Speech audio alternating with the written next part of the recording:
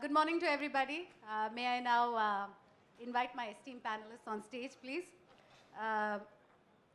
Mr. Ashok Mansukhani, Managing Director of the Hinduja Media Group.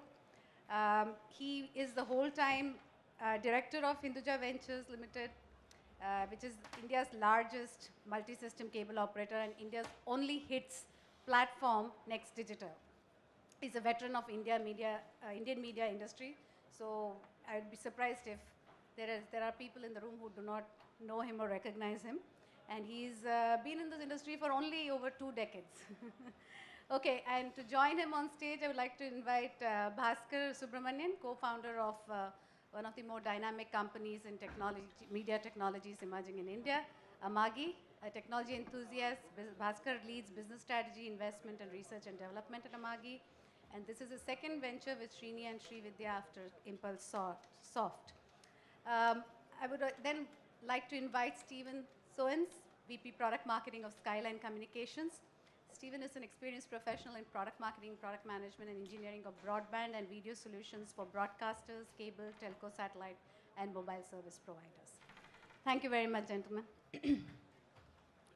So before we start off let's quickly understand the topic. The topic is slightly technical, slightly heavy, but if you're working in the media industry, if you're working in the broadcast side or on the IP side or the cable head end or DTH or IPTV or OTT, you need to really understand the impact of this topic. The topic is reducing complexity in broadcast operations, management and orchestration of broadcast TV and OTT on broadcast platforms.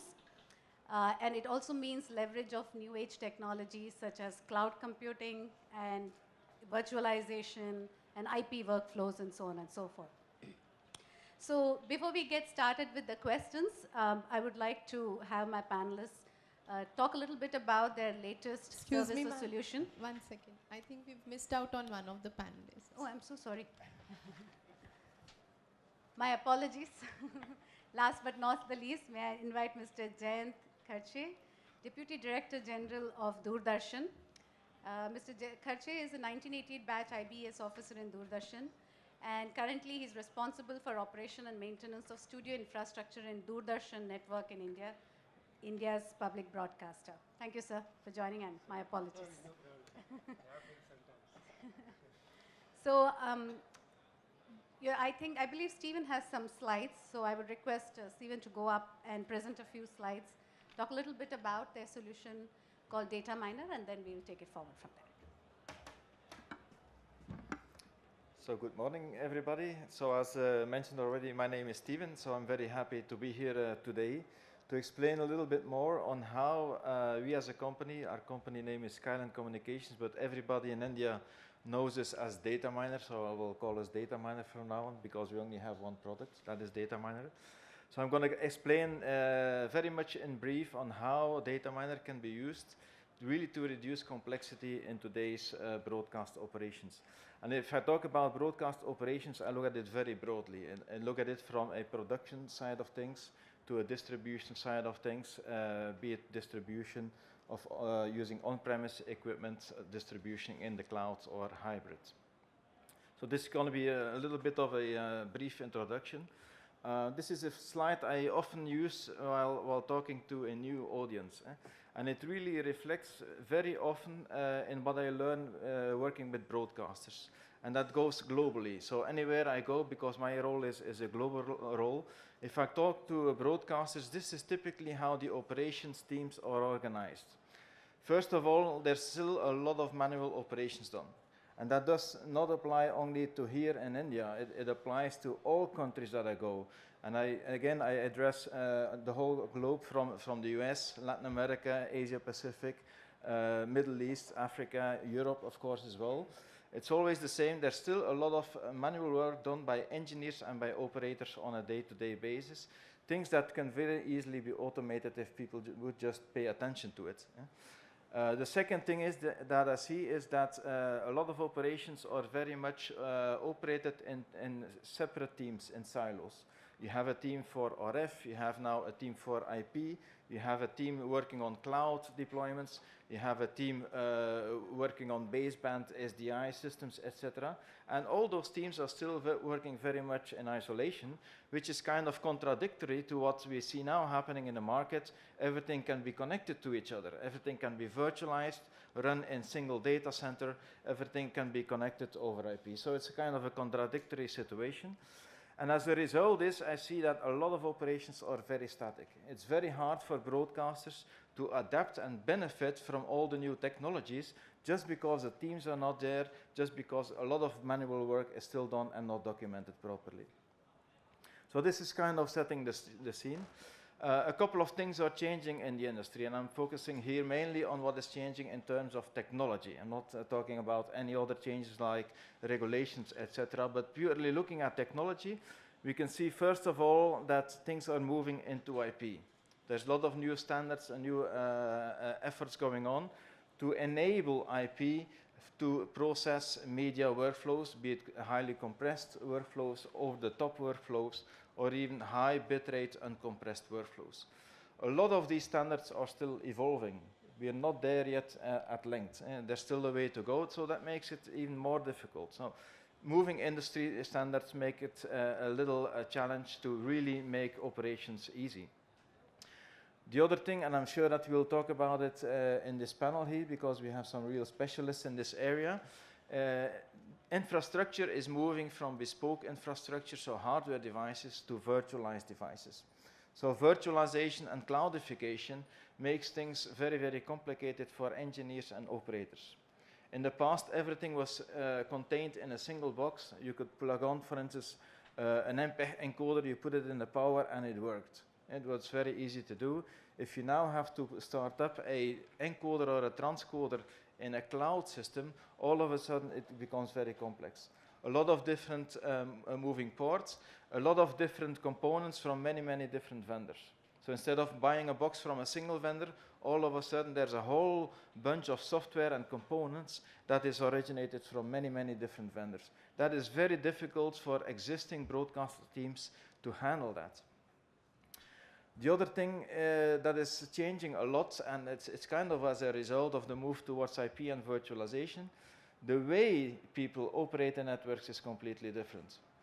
The typical broadcast manner is what you can see on the left-hand side. People would select a device and equipment for a certain purpose.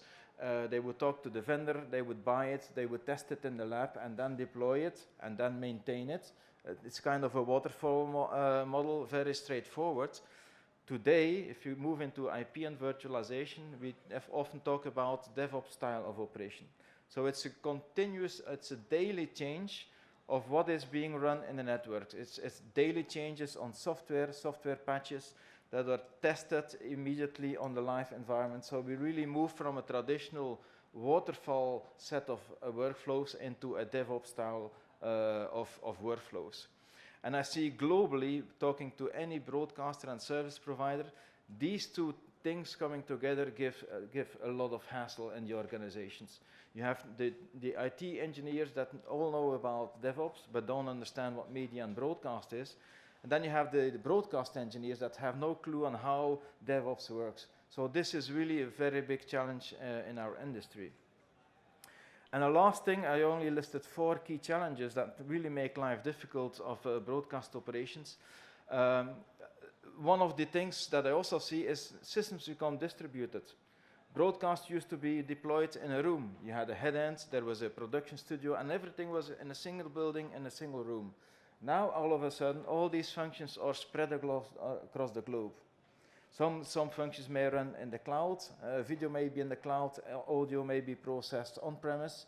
There's things like remote production, there's distributed head-ends, as I just heard already as well. So everything gets distributed, and of course, to keep everything operational at a good service level, that puts a lot of strains on the organizations.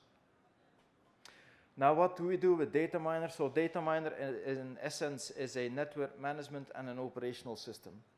Data miner works with any technology that you have, on-premise, hardware boxes, software functions, cloud-based software functions, and microservices. Data miner can talk to all these things. And what we do as a company, as data miner, so to speak, we reduce complexity. That's our only mission that we have. We reduce complexity in the ever complex world of broadcast operations. We do that in 3 steps typically. The first step is the very logical. We make things simple and we automate things so that it's easy. You can have an engineer that defines how certain overflow should work. We document it in our system, and then every operator can just execute that. Very easy to do. It always runs perfectly, and the amount of technical people that you need in organizations is less. You're less dependent on attracting new talent. So this first step, automation, simplification, is the obvious one. It's not so obvious to implement, but from a helicopter perspective, is the most obvious one, of course. Then the next thing is connecting these teams. You cannot modernize broadcast operations if you still have silos of operations. So we connect teams. We have one product, data miner. Data miner gives the necessary screens to every one of those people. So everybody looks at the same view, so to speak, on the entire network infrastructure. And once that is in place, the next logical step is that we make it possible to deploy new business models. If everything is running smooth, if your operations are running smooth, if teams work together, then really you can get benefits from an IP infrastructure, from a virtualized infrastructure, and really launch new services in the market. The way we do that is with data miner, and data miner, the essence of data miner is that that can talk to anything. If you really want to make things easy and automated, you need a system that can touch every single component in your network. If you have multiple screens doing each its own task, there's no way you can tie things together. So data miner ties things together effectively with what we call full stack management. Full stack management means that data miner manages the physical data center infrastructure, the physical broadcast infrastructure. It manages the services and the service levels agreements. But in between, now we also manage the full layer of operating systems, virtualization, virtual machines. We manage the Docker layers, Kubernetes, Docker, etc. Be it deployed on-premise, or they can also be deployed in the cloud, of course, as well. So the essence is really to tie everything together, because that's the key enabler to really make broadcast operations very easy. Not sure how I am in time. I can continue? Okay, just a minute. Just a couple of screens. I will go quickly over them. So here you can see a data miner screen that basically gives an overview of the entire data center. And again, overview, if things go wrong, the operator has to know what's going wrong. Is it an energy power supply thing? Is it the cooling infrastructure? Is it the on-premise encoding cluster that is having problem? Is it the IP networking? So everything here is contained in a single screen, basically. And that's what data miner does. It makes things easy to view the entire infrastructure. Another example, infrastructure on the infrastructure level again. We can go down to the rack level. We can see all the KPIs of everything what is deployed there. More complicated is everything related to the virtualization and container monitoring. So whether we have to interface with VMware, with Azure, with OpenStack, with Kubernetes, with OpenShift, whatever there is, these systems are highly complicated. They spit out so much data that you need very highly technical specialist people to even understand what's coming out. Data miner makes that easy. That means easy to interpret dashboards for operators, even operators that are not specialists in these specific technologies. And one of the key things that we introduce here at the show, so we have a booth here and I invite everybody to look at it, is management of the end-to-end service workflows. Within data miner, you can basically compose in a graphical way your entire flow of your media to your organization. In a graphical way that can be done. Once that is done, data miner can automatically set up those services in a reliable manner and monitor those services as well. Okay. Thank you, Stephen. So we're here in the hall a little bit further at the exit, so feel free to pass by and on our booth. Thank you so much. Okay, now going from, starting with Mr. Ashok Mansukhani, you're a distributor and an MSO, but you've also launched a HITS platform, Head in the Sky platform. So tell us a little bit about your overall perspective on this topic, and also tell the audience about HITS. Yes, as you know, I belong to the Hinduja Media Group. Now, the media companies in the Hinduja Group started their activity in 1995. At that time, we had a mega company called IndusInd Media and Communications Limited, and many of you in Delhi would know it by its old name of InCable, which is today InDigital. So this is a digital multi-system operator that has been operating in India for the last 25 years or thereabouts. And today, apart from the InDigital platform, which is largely urban India platform, we looked at the challenge of rural India from two perspectives. One, even today as we sit in March 18, 65% of India is still rural. And the second factor to note is, rural India has a physical challenge as far as cable industry is concerned. And that physical challenge is that rural India would consist of 700,000 villages and 29 states and 6 union territories. So sometime in 2009, government issued a head-end in the sky policy. And the objective of head-end in the sky policy was that basically government realized that it will be impossible to set up 700,000 head-ends. Even if you were to take the cost at 1 crore of rupees, that's almost impossible. Secondly, in rural areas, the rural populations could be between 1,000 to 1,500 customers. It would not make sense. So upon taking the HITS license in 2015, when we launched the project in 2016, we largely launched it as a rural India project. And the objective was, let rural India get the best television in a format easy for the cable operator to understand, easy to deliver, but with all the digital anti-piracy controls that are required in any modern digital cable system. So in the last, shall we say, approximately 2 years, but factually a little less than that, today Next Digital, which is the Head-End in the Sky platform, is available in 1,200 locations in rural India. It is available in all 29 states and all the union territories. And one thing I can tell you very proudly is that what we have innovated are 3 very different models to a typical multi-system operator. First and foremost, we don't have franchisee operators. That is, operators who are linked to a multi-system operator. Each of our COP owners, we have cable operator premise equipment, the size of a small refrigerator. That is from where the channels come. And that we made them into owners, entrepreneurs, owning the network. But what we have done is, we have created a digital broadcast center in Noida.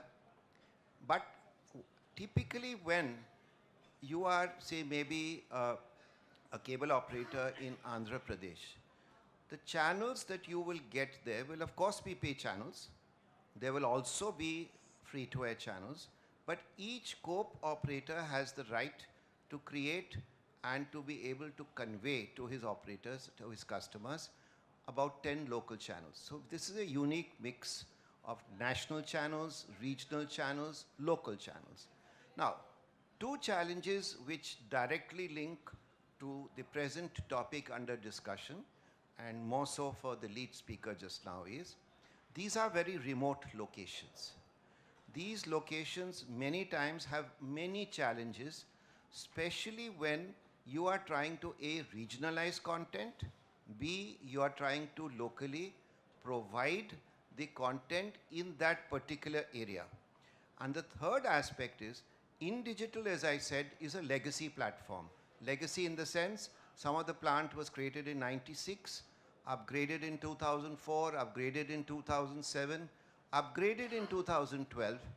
But as we travel through the length and breadth of India, we realize that high definition or HD channels are as popular in rural India as they are in urban India.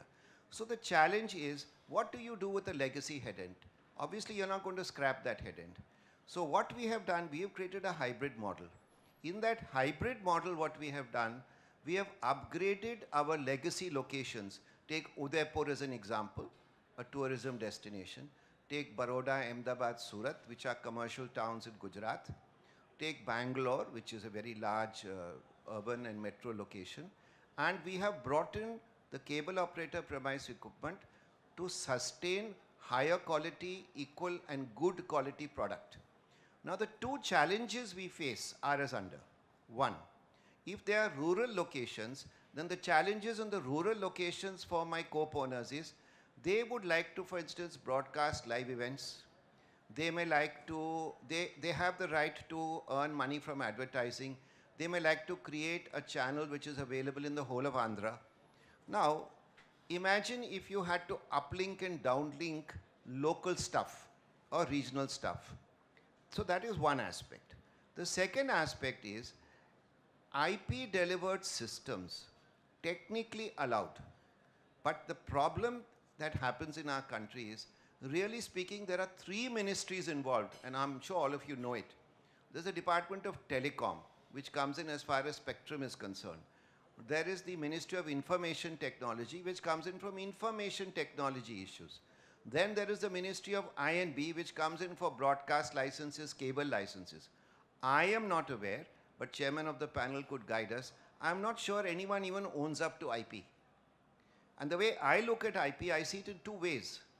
I see IP as a means of efficient closed user group communication, safeguarding the content of the broadcaster, safeguarding the content of the rights owner, safeguarding a live event owner, but I should be allowed to be able to do so.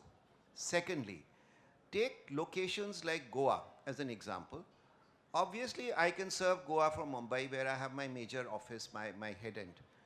But if I was to use the traditional COPE link, which would involve maybe then putting a COPE there, that's fine. But if I was to use a video link using a telecom player, I run into regulatory issues. Now, incidentally, regulation in India, which I think our chairman will tell you, is more litigation creation oriented. So I don't know how many of you in this room know there's something called Telecom Dispute Settlement Appellate Tribunal. It should be renamed as Broadcast Settlement Appellate Tribunal, because there are hardly any telecom issues. Telecom issues are now very few. Telecom is a very mature industry. But surprisingly, cable is also a mature industry. We are 25 years old. So the point I'm trying to make across is, why do I look at technologies like IP, and why have I agreed to come on this platform? I want to listen to my colleagues. I would love to use cloud computing. I would love to use IPTV, but I would like to use IPTV from the point of monetizing my product and providing better services to customer. How would I use IPTV? I would use IPTV, number one, to create a new revenue stream for my cable operator. B, I would like to use IP as a delivery stream, but then somebody should not take me to court and say, I will not allow it. Because end of the day, the problem is, we have a regulator called Telecom Regulatory Authority. We don't have a broadcast regulator. Government is merely a policy maker. Government says, ye kaam try ka hai. So we sometimes get into what I call having to wear a black coat and a black tie, and is spending time at Convergence India, spending time in TDSAT. I don't think that's the way our country can progress. One thing I must praise about my cable brothers, and I'm very happy to say I'm a cable operator by nature and otherwise, is that we can adopt any technology and we can make it work. That we have shown right from 1996. All I am trying to say, if cable has to focus on surviving the future, it must be allowed to use every technology that is available. These are my opening remarks. Thank you, Mr. Mansukhani. From a cable operator to broadcaster, I would like to have Mr. Jayant's views on the topic, and what exactly is Doordarshan doing today in terms of modernizing its workflows? See, as far as Doordarshan is concerned, we are not having as such the full IP backbone on the things. Mostly our legacy networks are on SD, SDI or HD, SDI networks. But our major kendras are having file-based transfer and file-based material exchange facilities we have developed. And still there is a dilemma of training of broadcast engineers versus the IT engineer, what Mr. Stephen was telling. And it is a reality on the ground. And because the IT engineer doesn't understand the requirement of broadcast engineer, and what the broadcast engineer doesn't understand the limitations of the IT infrastructure and their configuration issues and their throughput issues, because they come into picture. And as far as the full IP functionality is concerned, I expect that there is a favorable approach from the broadcaster perspective. Every broadcaster is thinking to migrate to IP, but they have a couple of apprehensions also, whether it is they have a facility, because IP gives many more functionality, benefits and ease of operations, what Mr. Stephen has also told, and many of the broadcast service providers here, they are promoting their products. But from the broadcaster's perspective, we have already made use of file-based system by ease of handling the video, by way of ease of storage of video content, ease of simultaneous play out. But at the same time, what I personally feel, that with IP backbone coming into the studio and especially in PCR setup, there should be a possibility, there may be a possibility to have apps, kind of applications like we have seen in the mobile, when there was a simple mobile phone which was having only telephone facility. Today we have a smartphone which is giving many of the apps, and people are forced to shift from simple mobile phone to smartphone. Similarly, broadcasters will also look for the utilization of IP backbone more faster way, if the service providers and the infrastructure gives them an opportunity to develop app type of applications which will be independent of any hardware or any equipment, where the content has to be taken, processed or overlaid some captions or something, and then it has to be sent to the next device. And at the same time, these applications, if we can develop over a period of time, the IP networking and IP based equipment will get an opportunity to adopt in a faster way. And if those applications are there, the people's feedback through this FTTH kind of things and non-linear TV distribution will add value to the broadcaster's revenue in terms of commercial and in terms of cost. Then only these things will flourish. And that other thing is that as the technology is there, other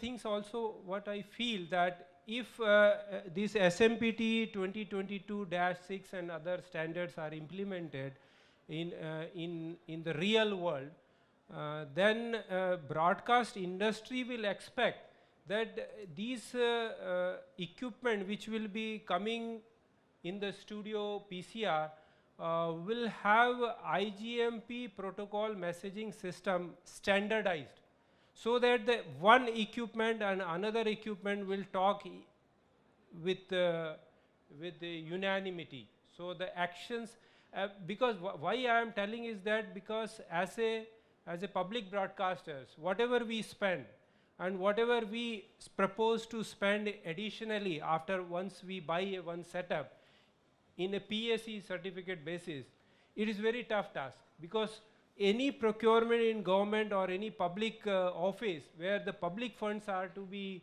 spent, then the purchasers and the users are put to lot of public scrutiny, which is not there in the private company, because in a private company is the CTO and the group of people, whatever they decide, it can be negotiated across the table and based on the merits and based on the projected revenue, cost reduction, all these things are there. But in the government procurement, it is not there. So because we have to keep a lot of transparency, we have to give the equal opportunity to all equipment manufacturers for extending the services which we want.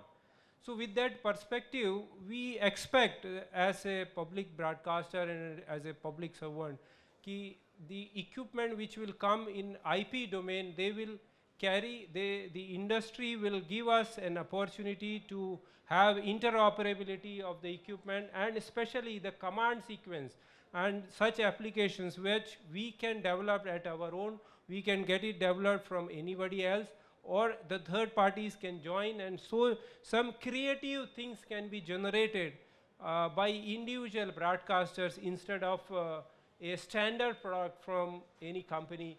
So like what I visualize as a broadcast engineer is that the mobile apps have created a revolution in this country. So the broadcasting field will also get benefit of this if the IP to IP, full IP to IP platform is created and the equipments are able to exchange the IGMP protocol in a open nature, in open way, so that any manufacturer can create a application, or even the youngsters, those who are sitting here, it gives an opportunity for them to develop such applications if the backbone is already, investment is there. So, and other thing is that when we are talking about the OTT delivery, so they are also posing lot of demand for the broadcasters to deliver the services, and this quality of service and is another issue, is that when distributed platform, if we want to use, the internet service has some packet loss or some jitter loss. So they actually the real constraints for the broadcaster to deliver the services. So those things have to be looked into in the network planning.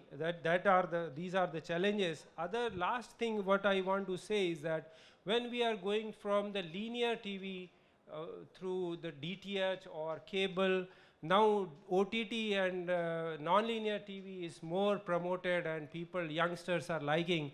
There should be a mechanism to educate, to have some research and create awareness among the masses for especially effect of this watching longer period on small devices and on the ear. Especially I have seen that, I am personally concerned, and I have seen that these small earphones which people, youngsters just put it there and they move on the road and metro stations, train stations, and they even driving a bike, that should be discouraged, and somehow that should be discouraged and to save their lives. And with this, I just thank and expect the others also to see that. Thank you, Mr. Jayant. Thank you. So I think I will have Baskar have the last word for this before we go through into questions. I'm asking you to speak last, not because I like him the least, but because, you know, I wanted you to also hear the perspectives of both the cable as well as the public broadcaster. And you've got technologies, you're embedding artificial intelligence, machine learning, cloud-based technologies. So tell us a little bit about what you do and give us a perspective on this. Hi, my name is Baskar. I'm co-founder of a company called Amagi Media Labs. We are exactly on the other side of the spectrum from all of them. Literally started with no legacy. So started as a cloud-first company, largely to transform the brick and mortar broadcast workflows that we already have, largely specifically to play out live event orchestration, anything related to transmission and distribution, and leverage a complete public cloud infrastructure to start with without having any sort of legacies of any hardware thereof. The fundamental intention of the company and where the vision of the company is to completely automate and leverage cognitive capabilities as well as a complete playout on a virtual platform. So there's no existence of any hardware whatsoever across the whole premises. There's no concept of a premise in our systems. And that's what we've been leveraging. So we built a true cloud-based broadcast playout infrastructure platform. More than 100 channels run on these platforms. We deliver to about 40 plus countries today already. And we work with the likes of Turner, Discovery Sports. We work with Bloomberg, Scripps Networks. We work with terrestrial stations in the US. A large swath of, except for Antarctica, I think we're there in pretty much every country where we're working today with broadcasters and content owners worldwide. And we do see a broad swath of both legacy broadcasting to really the cutting edge broadcasting, if you look at it, right? We're seeing this whole swath of things. For example, technologies where we look at, for example, in Asia, largely, we do what's called edge broadcasting, like what Mr. Ashok was talking about, is clearly in places where you don't have a live IP streaming capability, for example. We do what's called file-based approach, where the files get sucked into an edge box where the whole playout is created or the linear channels are getting created. So that's one end of the spectrum. And right now, for example, when in the US, for example, we're talking to stations where we're doing a complete SUMT 2110 access. But everything's running on the cloud, and then it's streamed out. The studios are in different locations. So it's completely remote studios, remote transmission stations. But everything is sucked into the cloud. Everything is getting transformed and assembled on the cloud, eventually getting pushed out of the systems, for example. And then you have classic, what we call post-cable networks that we're working with. This is largely a very US phenomena. We see a lot of virtual MVPDs in the US. Take, for example, YouTube Live to Hulu Lives, DirecTV Now, and Equivalence, for example. So we're seeing these platforms starting to evolve.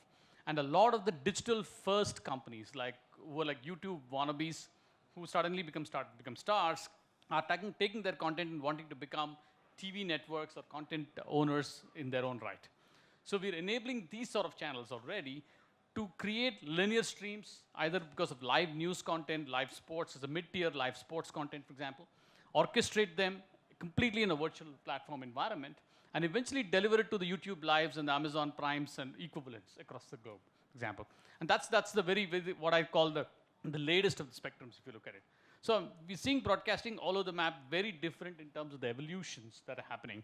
But as a company and as a thought process, we strongly believe that eventually we do not see, there's something called an on-prem. The concept of on-prem for us is actually too legacy for us, right?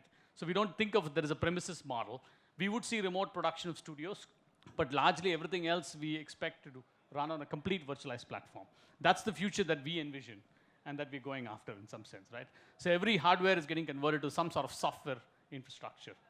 And what's happening from an automation standpoint is pretty interesting. The moment we started moving this, the amount of personnel and people that you want suddenly started dropping dramatically.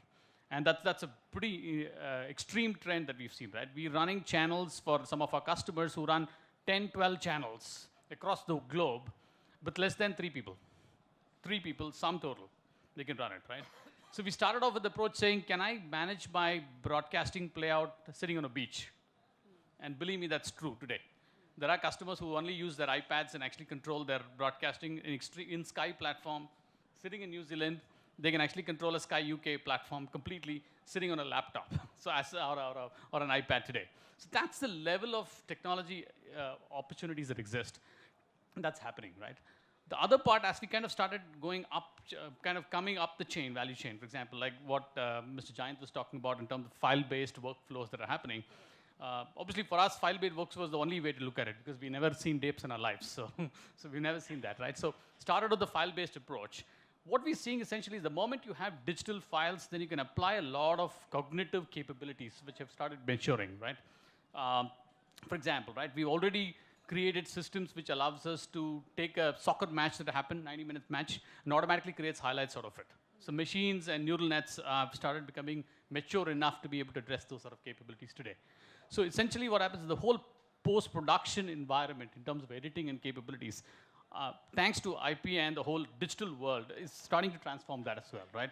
So we already, for example, for some of the channels that we do, as soon as the live content gets done, the whole highlights gets created in less than a minute. After the 91st minute, you have the highlights of the 90th minute soccer, the match is completed, and you're ready to stream it on a WAD asset, or you replay it on your traditional platform, doesn't matter, but the content gets created. So those are the sort of capabilities where we are investing in. So we kind of inside of the edge of leveraging software as the basis of transforming this industry. And that's the sort of the approach that we're taking today. Perfect. Thank you, Baskar. I think we had a good summary of all the challenges that media companies face today, and also some technology solutions that have emerged. So let's first focus on the challenges and talk about if these technologies can actually help bridge those challenges. So of course there are challenges about regulations as well as consumer bad habits of earphones, which we'll possibly relegate to the last part of the session. But let's focus a little bit on technology itself. The beauty about India and the best part about India, I feel, is that we have a lot of people. So when something breaks down in your broadcast studio, if something breaks down here, for instance, the first thing everybody say, hey, usko bulao. That is the first thing, right? We throw people at a problem, correct? And what Baskar has just suggested now, and what Stephen earlier presented, a framework, is where you have technology and people are not required. So that is the kind of streamlining of operations that we talk about, and making things faster and efficient with IT as well as IP-based technologies. So the one question I had for Mr. Mansukhani is, this is part of digital transformation, right? And CIOs and CXOs, not just in the media industry, but also in other industries, say, hey, this is great, but what you're telling me is, like he says, digital first, this is without legacy, but the point is, companies such as you have invested so much in infrastructure and IT over the last several years. So how easy is it for you to just decide that, hey, we can switch this off and we can actually migrate to something? So are there challenges from that angle that actually restrain adoption of new technologies? I don't think so. I think legacy networks, which are almost all the multi-system operators, which I think actually reach out to maybe around 90 million homes or more, do understand that not only is technology moving much ahead, but that if you do not keep pace with the times, then you could become something that I sometimes say, but I'll say it today. Cable has to watch out, otherwise it could become pager. So, if we keep that aspect in mind, I guess I have one benefit. I have this fancy title. I don't like the title, but it gives me a certain freedom of action. And that is Managing Director of the Hinduja Media Group. So therefore, I deal with legacy, I deal with modern modes of delivery. I also deal with whatever we need to do. So the way we do it, as the lead speaker told you, basically industry works in silos, right? Well, we don't work in silos. We work in, you'll be surprised, we work in what we call WhatsApp groups. So our WhatsApp groups are our think groups. And anybody who is on the tech side, the IT side, the IP side, or even our finance controllers, our treasury guys, we all work together and say, hey, what's happening? And how can we adapt it? Now, obviously, you can't give up legacy. It's not just the money involved. It's not the investment.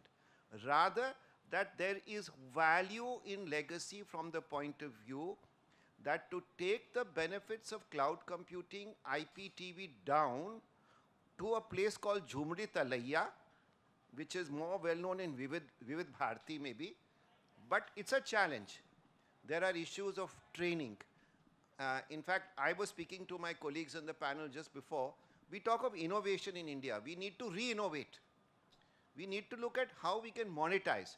So the way I look at it is, all the new technologies that are coming, I don't see that as an issue that, you know, how.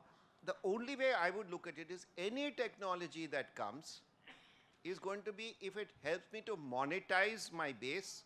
B, I retain my subscriber. 3, I create a stickiness for the consumer and the operator, is fine with me. So from that point of view, I do not treat any new technological innovation we adopt as a hindrance, except I see it, can I monetize?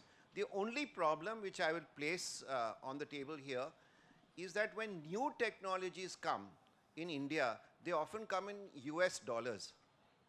It becomes very difficult then to use the US dollar multiplied by 65 rupees and say that it's worth it for me. So the same thing, I'm sorry to say, Vidya, also happens with certain broadcasters. Though I'm not going into regulation. I'm only using it as an analogy to say, today this industry, cable, DTH, other forms of delivery, is mature enough. What we need to do is, instead of take it or leave it, you know, pricing in our country, we need to have revenue shares. So if we have revenue shares, even whether it is to use new technology or to use satellite technology or to use cloud computing, if we move to a system by which the supplier of the technology or the source of the technology charges a basic cost because he wants to recover his cost of innovation, but then rides with that company or with that business or with that industry, it's a win-win for all. End of the day, what we tend to forget, let us also not forget two factors in India. India has a vast, educated, unemployed force. There are people from IIMs and IITs and ITIs who don't have jobs. So when I hear about how cloud computing or IPTV is going to, you know, ensure that there are no jobs in future, I do get frightened. Maybe the wrong forum to say it. So therefore, the second point to note is, if we work in a partnership mode, and that is my appeal to my technology partners on the panel, that if we work in a sharing way, everything that they do is welcome to us, and we'll be happy to adopt. Absolutely. Great point. We'll come to this point on shared resources, but before that, Stephen, virtualization, cloud computing, etc., but you know, it also rides on the back of broadband access, or rather IP facilities and IP infrastructure. So tell us a little bit about how important is it to have that part of the infrastructure being very sturdy? Because I've also seen some media companies telling me that, you know, like you said, it's possible for them to deploy this in certain, certain centers or certain studios, but not in all. So can you tell a little bit about how connectivity actually plays an important role for all this? Yes, so well, the easy starting point is that everybody should understand that IP is made to drop packets. That's the essence of an IP network. It's a cost-effective network, but in essence, the core principles of IP is that it drops packets. That's how it's been made. And if I then look at real-life deployments, and we've been deploying on-premise data centers, we've been working with deployments in the cloud, like channels in the clouds, etc. If I really look at, there's two big issues with managing IP traffic. The first one is on the data plane itself. So packets really dropping unexpectedly, and we have to use deep learning and artificial intelligence sometimes to understand why packets are flowing. And that happens even in the biggest and the most modern data centers that I've seen, brand new data centers where we see, look, we run the video services and all of a sudden there's events happening that causes packet loss. So monitoring and managing that is an extreme challenge. The same happens, and I like I always like to speak about legacy and non-legacy. Everybody today thinks that deploying, for instance, in public data centers or in the cloud is not legacy. Well, sometimes operators consider this legacy because they may bring it back on the premise. But if you look at any system out there, there's always legacy, and the majority for the reasons why there's legacy equipment out there is you have to bring your content into the cloud. So you need a kind of a box on the other side to prepare the content and bring it into the cloud. Some people talk about that or call that legacy or not. You can call it whatever it is. I think it's a fundamental part of it. So managing that connectivity between your on-premise and your off-premise locations is of course also critical, because there, in practice, packets get lost. Sometimes it bursts, sometimes it's individual packets, but they get lost. And thirdly, the third use case is where providers, broadcasters or MSOs use third-party lines, telco lines, to connect the different facilities together. So there also packets get lost. So you need to be able to monitor and detect these packet losses and reflect that back on the service levels agreements that you pay for these telco operators. So on those three use cases, I think it's very important as broadcasters or MSOs deploy IP-based networking, that you manage those connectivities, whether it's in your own data center, whether it's within your own premises and your cloud provider, or between your different facilities on a telco sites. So data miner manages all of that. And sometimes it's not just managing bit rates and packet losses. Sometimes we have to use deep learning to understand what's going on. Okay. Mr. Jayant, earlier you mentioned that, you of course in Doordarshan, you use, your workflows are file-based workflows. Mostly. Mostly. Some major kendras we have, but otherwise smaller kendras we have SDI domain networking. Okay. Yeah. Earlier Baskar was pointing, cloud-based, services to manage the workflows, right? I'm sure that you would be aware of that. So, where do you see that as an elegant next step solution for managing this large network of kendras that Doordarshan has? See, it is good for what I feel is that it is good for one kendra to have because it has a lot many activities happening in that. If we can generate our local cloud, and then we can go to the other metros to join. But our main concern is that only once we buy the product, the adding any new feature, new functionality in the same thing is a big issue. So like the people are telling that you can add these functionalities later. That's why I was telling in my earlier thing that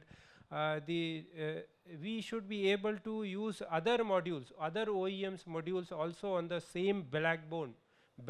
If we develop a network, IP network in the office, servers, virtual machines, their standby networks, then if such applications are available, which will not enforce, the one module need to be of the same OEM for the other module.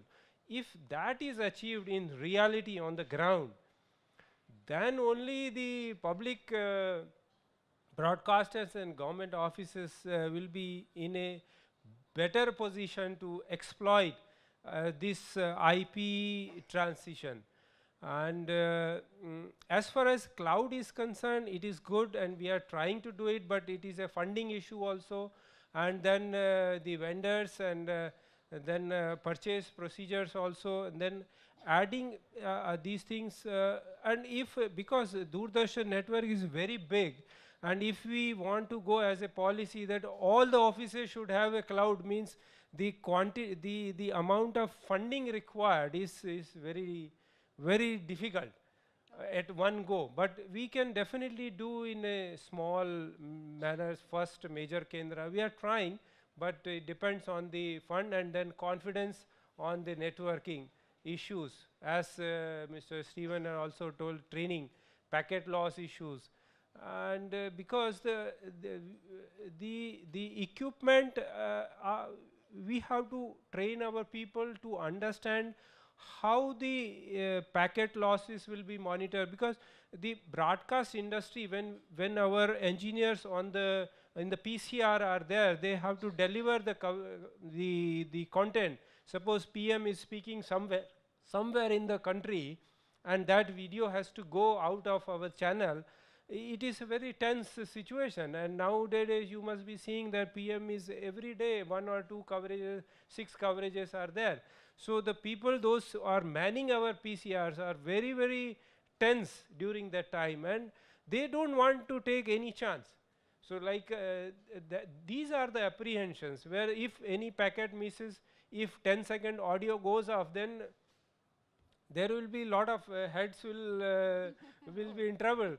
So चाय पे चर्चा दूसरे type का. तो we have to be have a robust and stable which should work with lowest performance person, lowest skill person, because we cannot man all the stations, all the positions at high level of IQ level of engineers. So we have to plan our system in such a way that it is stable.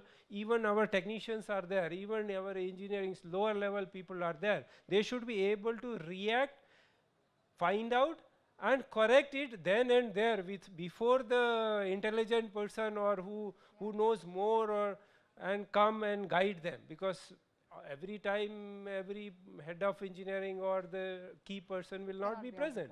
So that's why the reliability and monitoring of the flow of packets, and in IP domain the IGMP protocols commands, then if any wrong command is going, something will happen something way, other way out. So then it will be difficult for our people to identify and rectify that particular portion. As in the present system, when ASI domain is there, our SDI domain is there, where it is all serially connected equipment.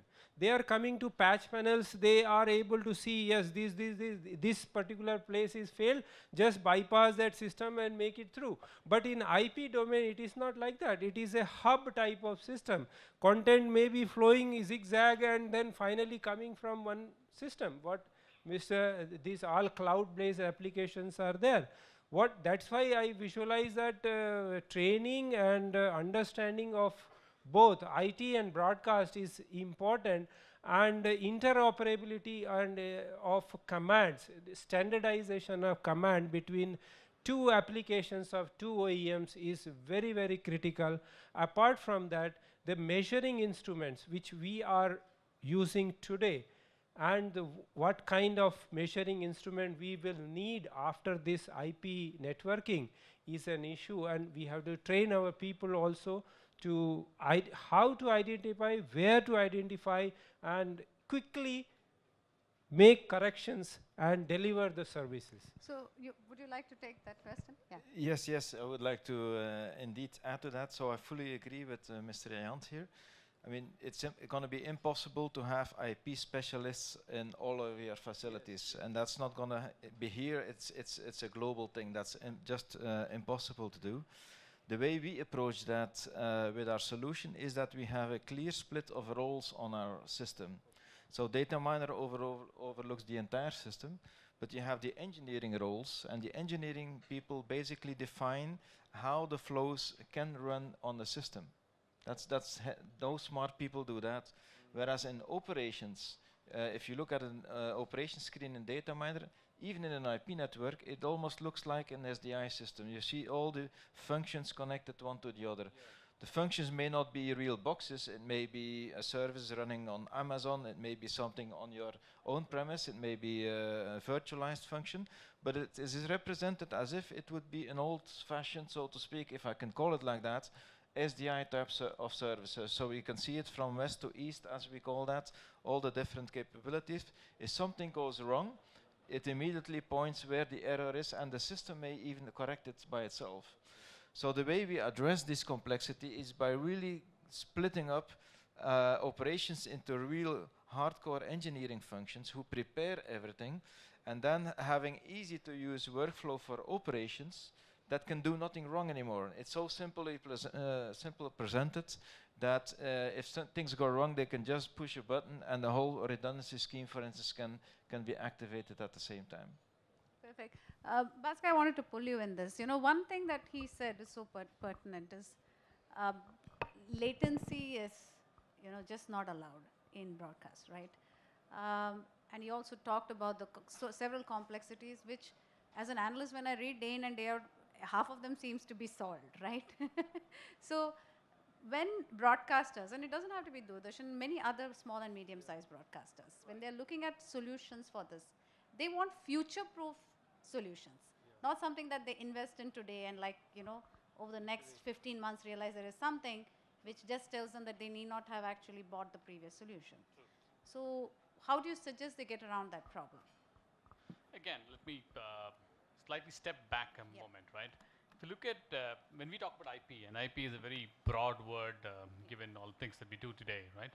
One is what we do in a studio environment, which is what Mr. Jayant's talking about largely, which is the 2022-6 standard. This is SMPTE 2022-6 standard, which is getting evolved right now. Then that's one part of the problem. The moment you do anything on the PCR, the production room, then you kind of take it to your master control. And that's the transformation that's having. The master control might not be in the same premises, but somewhere else. Could be on a cloud, data center, virtualized, otherwise. So that's the standard called SMPTE 2110, which is largely trying to address it, where it splits the audio, video, and all the data separately, and you're able to pipe it out into your the data centers where you do the master control. Post that is the transmission of that content, which has been assembled, produced, and graphics overlaid, and all of that, and the audio put together. You're trying to take that content out through a transmission framework.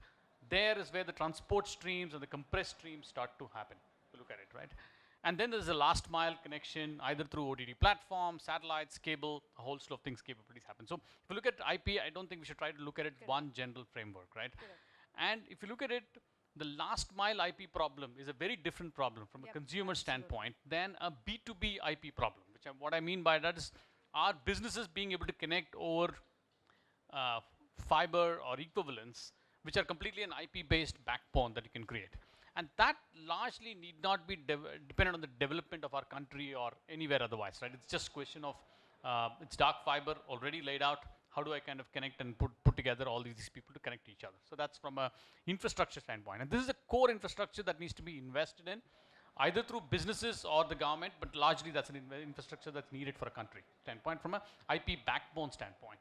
The moment you overlay on top of it, I do see, for example, the studio environments changing to IP. There is an investment, and it's fairly significant investments that you want to really transition.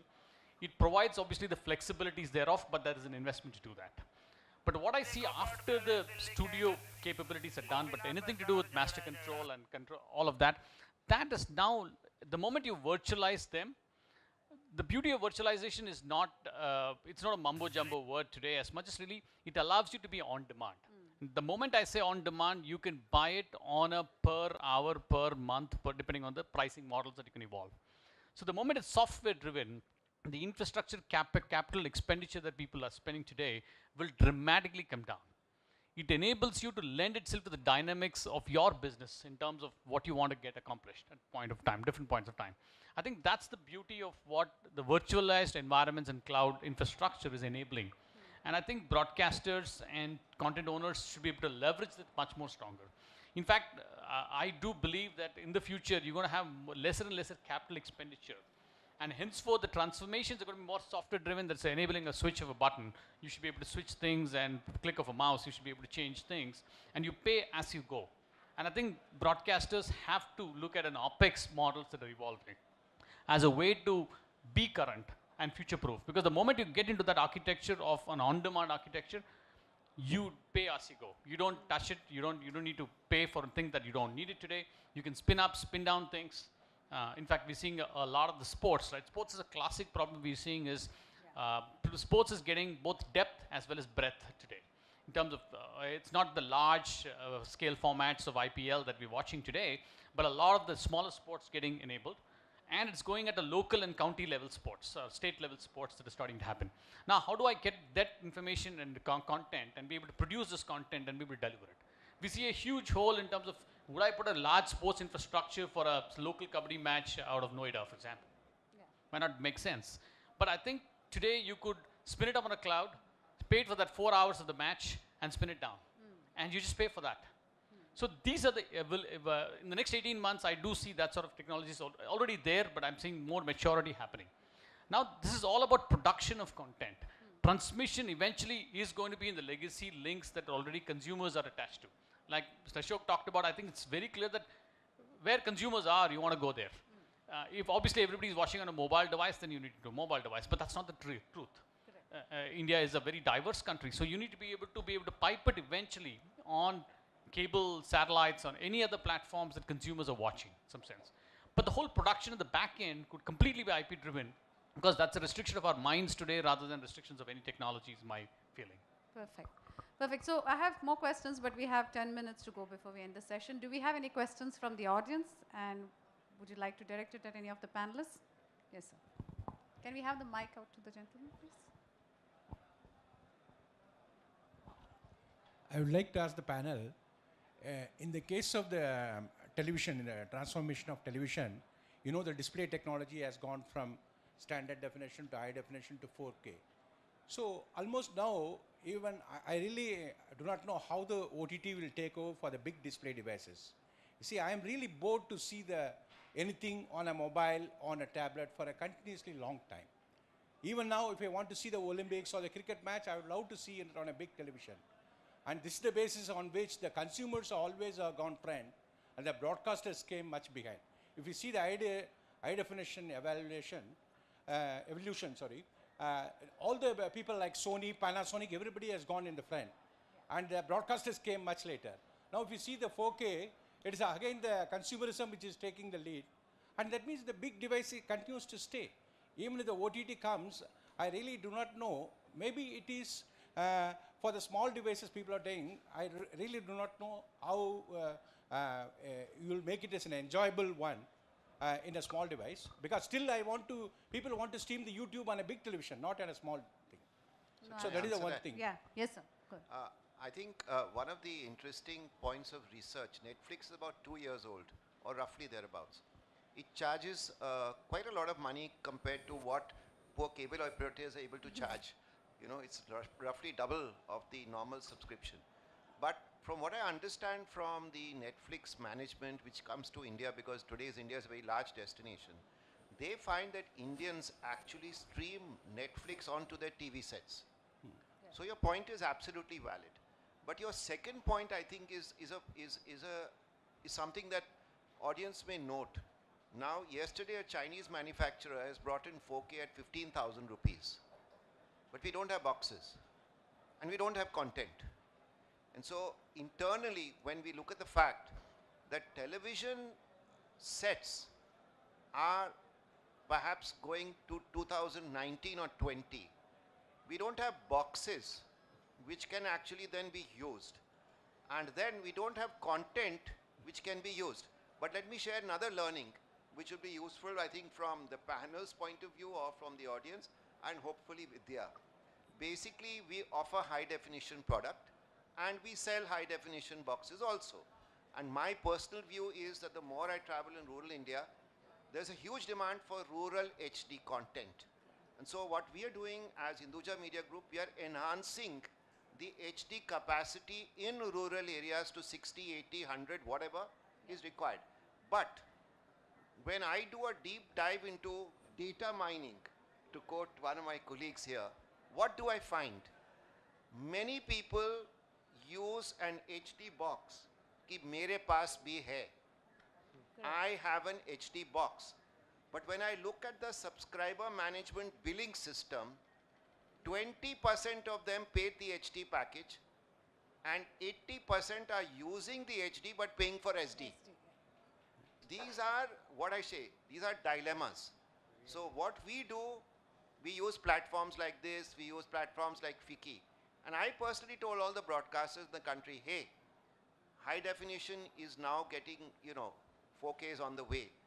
Why don't you create content which is valid for an HD customer, that he determines value and he pays for it? After all, isn't that the multiplex experience? So the short point which I'm making is, all these things will actually work together. Now, my challenge would be, I would like to bring in the best, provided it adds depth to my monetization of the customer. But I cannot pay the huge startup price to be able to bring that technology. So, just a little thought. I have also worked in Doordarshan. I can understand my Doordarshan's colleagues' pain on that subject. The answer, perhaps even for public broadcasters like Doordarshan, is if there was more focus from technology and from new developers to revenue sharing and application software, more running on the profit loss account than on the capex, then maybe his financial advisor would help him. Absolutely. Thank you, Mr. Ashok. one But more- just to answer your question, actually technology solutions are matured, especially for video compression. So a lot of even Netflix and YouTube, if you want to actually stream it to your connected TV, you will be able to see it in as good a quality as television. But like Mr. Mansukhani says, well, the consumer is not willing to pay for HD service. You know, your access to that technology depends on how much more you're willing to pay for your broadband every month. So unless it's completely free, broadband is free and you can stream as much video as you want. If you're willing to pay, then you will get, today we are, I think with the latest compression technologies and HEVC formats and codecs, you will be able to see the content in that format. Yeah, I don't deny the technology exists, but the transportation network is awfully bad. You see, as a broadcaster, you know, once you produce the content, you have to depend upon the telcos for transporting, correct? You see, I cannot do it myself. If I want to spread across a state, I depend upon the telco as a digital cable operator to transport the streams to various networks. You see, here we find the people tolerance is very bad. That is quite naturally also because in analog domain, people were able to tolerate if it is a noisy picture. If the signal level is low, the picture will still come, but it will be noisy. But in this case, IP, people make a lot of complaints if there's a freeze frame. All of a sudden, as he was telling the packet loss, it will produce innumerable number of freeze frames in the setup box. So people start complaining. I mean to say, this is a problem to be fixed by the telcos. Nothing to do with the content or with the broadcaster, because the content is quite good and technology is available. But you say 99%, but still if there is a freeze frame comes during the 99%, people don't accept it. Absolutely. That's not the reality. Thank you for your observation. Any other questions from the audience? Yeah, I'm Ashok Jha from TJ Cable Network, West Bengal. I would like to thank everyone for giving and sharing the knowledge. But once again, I would like to say that it's nicely presented to us, the technology, then development, everything. But I thanks Mr. Mansukhani who rightly said, the environment should be created like friendly environment. If there is a technology, I should be allowed to use it very freely. And since you brought all the technology people's here and all, along with that, I'll request delegates and others also, please bring those licensing authorities also who can give us the knowledge. And means if you go to get the license, you will waste more than 6 months to 1 year. So if you bring them in one platform, I think it will be better to share the knowledge. Thanks. Just a point here. I think TRI, being a proactive regulator, has issued a recommendation called Ease of Business. Correct. It came last week, and it reflects to the broadcasting sector. But I have one worry. I don't mind saying it on a public platform. TRI has been the broadcast cable DTH regulator from 2004. So it's now about 15 years. There are at least 70 TRI recommendations that are gathering dust. So now that we have a dynamic new regime, and ease of business is one of the key objectives of the government, I hope this doesn't gather dust, because a lot of what you just said, sir, is covered in that. It says every application henceforth to government for whatever will be through online. My only worry in the TRI recommendation was it doesn't give a time limit. So it becomes what we know, you know, when we go to a government office, and I'm sure Mr. Jayant won't mind because I've been in government myself, apply, no reply. So that becomes frustrating, because Today, the volatility of technological change and whatever is happening in our country is happening at lightning speed. So we also need what I call facilitative atmosphere, not just regulation. So when I talk of facilitation, I mean from my sector, from the distribution sector, facilitative to be able to use the best technology in an acceptable, digestible revenue model. Secondly, government to say, whatever you do, as long as you have a license, all technology should be neutral, you should be allowed to use it. Three, those who think they control us, and none of them are here today, right? The content owners, they should also realize that the more we spend on a digital platform, whether we use IP, whether we use headend in the sky, whether we use DTH, is actually to increase their revenue. So I think that's really it. Perfect. Thank you so much. I think we should call it a wrap. Of course, we can go on forever on this, but I really appreciate all my panelists for their excellent views on the topic, and thank you for being such a lovely audience.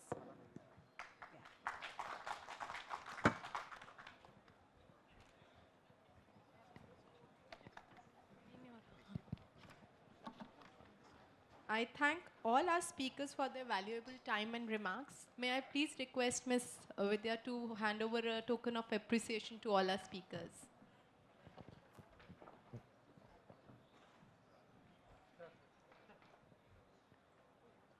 I also request all our audience for their patient listening, and please fill up the feedback forms if possible.